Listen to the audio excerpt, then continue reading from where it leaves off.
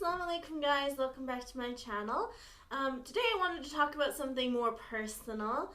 I've been asked quite a bit, actually ever since I've converted I've been asked this, but especially since I started this YouTube channel, I've been asked a little bit about my convert story, how I came to Islam, what I was before I converted, all those sorts of things. And although I don't see anything very special or significant in this story, I do understand that when people hear it, it's either inspirational or, you know, it's just interesting to them and they just want to understand how somebody found Shia Islam, especially when converts more prevalently convert to Sunni Islam. So I thought I'd just go over a little bit about my past, I guess, what brought me to Islam, and kind of where I am today.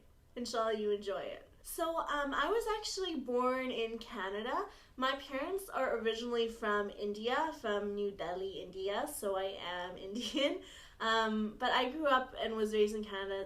My family was Hindu, so they identified as Hindu. Although we weren't too like religious in the sense, it was a little bit societal Hindu. That's kind of like what you declared yourself to be.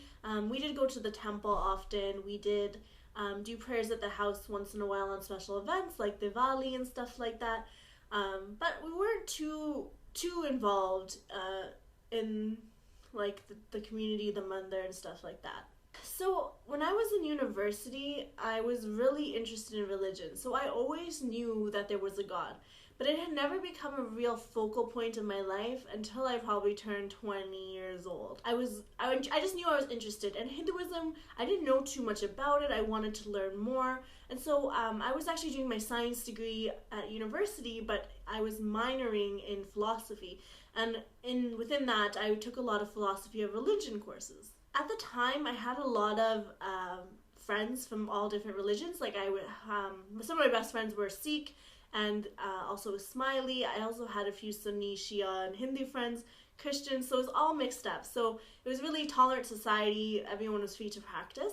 So as I started taking some courses in university, I actually enrolled in quite a few Christian theology courses. I took a philosophy of Hinduism, in which I learned so much about the religion, stuff that I had not been taught when I was younger, and I found it really, really interesting. And so I was learning from the Christian perspective, some of the fundamentals of Christianity. I was learning from the Hindu perspective, and I also was learning from the Islamic perspective. But of course, the Islamic courses were more geared towards the majority sect Muslims, which were Sunni Muslims. I did know there were Sunni and Shia Muslims because I grew up around both, and my schools had both. So it was interesting to me to see that the Sunni majority school of thought was being taught. So what sort of happened after university, I had graduated, I had all this information, but I wasn't really sure what to do with it. I kind of didn't really think about it much for a while as I was studying. And then when I went on to do my master's degree, that's kind of when I had more time, I guess, to sit down and think about it. And I had a few Shia friends. Between having friends who were really influential, people around me who were really influential, and this background desire to become closer to Allah or to God at the time, I think it just kind of pushed me into that direction. And I remember one day I was talking to one of my friends and they messaged me and I was like, because I was interested, I was like, I was just reading this article on this imam, and I can't remember which imam it was. It wasn't one of the imams of the Ahl-Bayt. And they said to me, you know what, Google Imam Hussain. Just do that for me. Just Google Imam Hussain. And because I was already interested, I was like, okay, I'll Google Imam Hussain. And I did. And that moment is what kind of led me to understand what happened at Karbala. And once you start, I was Googling on Wikipedia. Once you start, there's link after link that just traces you back. So I read about Karbala.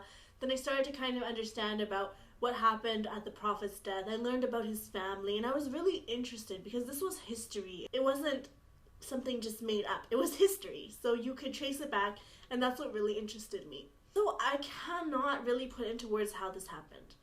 But one day, after reading and learning, it was maybe 6 months after when I started actually dedicating myself to reading, I was at the mosque and I found myself telling my friend I want to take my shahada. And I remember this day because I was really scared, but it was I didn't care. So I went, the imam kind of passed me the mic, I took my shahada. I don't even remember the exact date, to be honest, it's all a blur. And the next day after that, I started wearing hijab. And I had been working at like a professional organization, and I came in the next day wearing hijab, and it was probably like the hardest day of my life because it was so awkward. But everyone was really cool. They were just like, oh. And then I'm like, yeah, I like chose to become Muslim, so I'm wearing this now. And they were all really cool with it. The hardest thing was my family. Alhamdulillah, now my family is awesome. They're supportive. They participated in my Muslim marriage. They're like totally cool with the hijab, everything. But at the time, it was really hard, especially because I think Hindus and Muslims have historically not been very good friends, and I think that sort of resentment has carried on throughout the generations. Especially with my parents' generation, it's still prevalent. For sure, they thought it was just a phase. They thought I was doing it because of somebody. They thought all these sorts of things. And it was really hard in the beginning. Like, I remember having to tie my hijab in the garage before I went to work. And of course, like, my mom knew I was wearing a hijab out because, like, people would see me and stuff.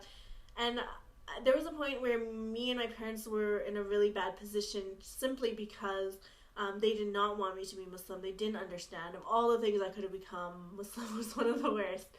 And they just didn't understand it. They didn't understand why I wanted to do it. And it was really, and I didn't react in a very good way either. I was very like stubborn, very like non-communicative. And I think that just kind of made the situation worse.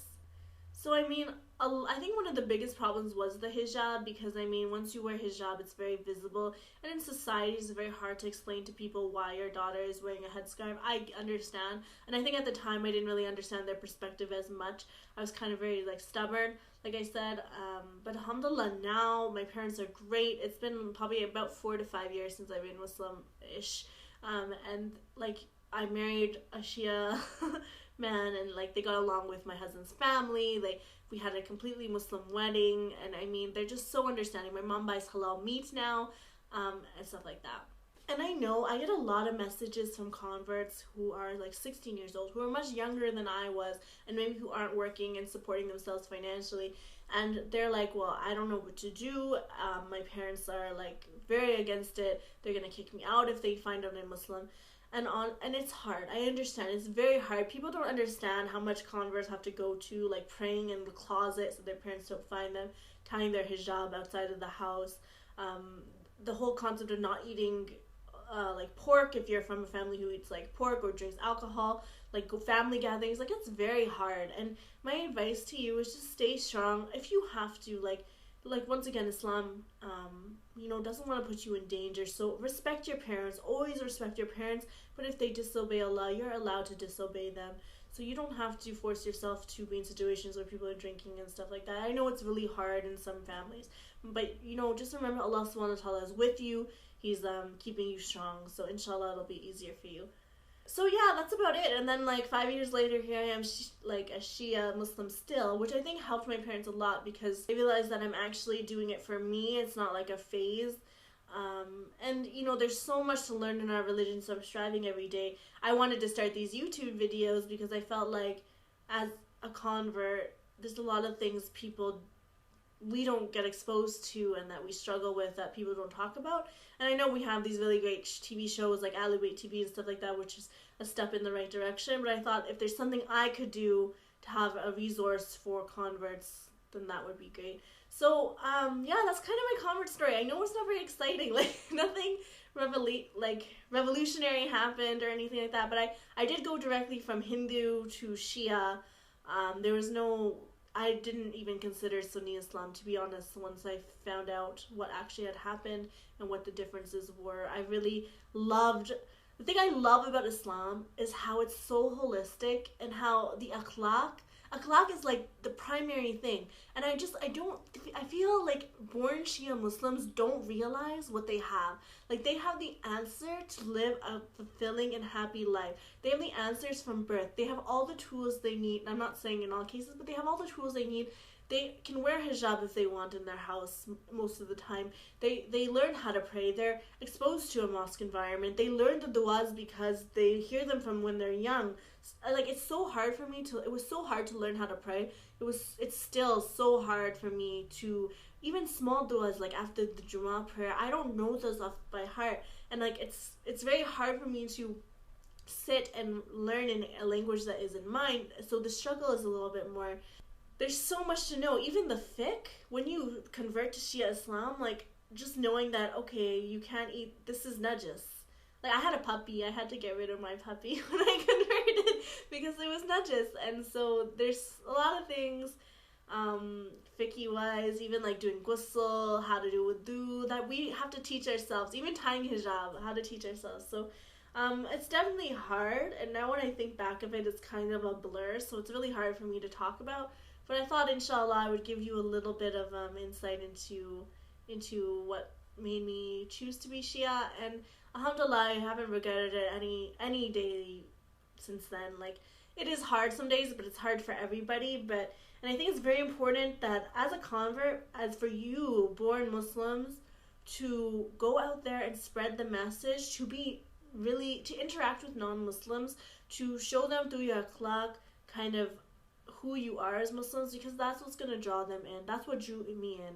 It was people. If I didn't have people who were Shia around me, I probably wouldn't be Shia today. So it's really important. And yeah, so that's about it, guys. I really hope you enjoyed this video. I'm sorry if it wasn't too inspiring, but that's my convert story, kind of where I came from. Now, alhamdulillah, I'm living in the States. I'm married to someone really awesome. I have this huge Shia family, which I really wanted for a really long time, and they're all amazing. So, I mean, like, Allah subhanahu wa ta'ala will look after you if you're a convert. Don't worry. And inshallah, He'll ease everything that you're going through. So, thank you so much for watching, guys. I really appreciate it. Please like, comment, and subscribe. And until next time, Assalamu alaikum and Allahumma salli ala Muhammadin wa ali Muhammad.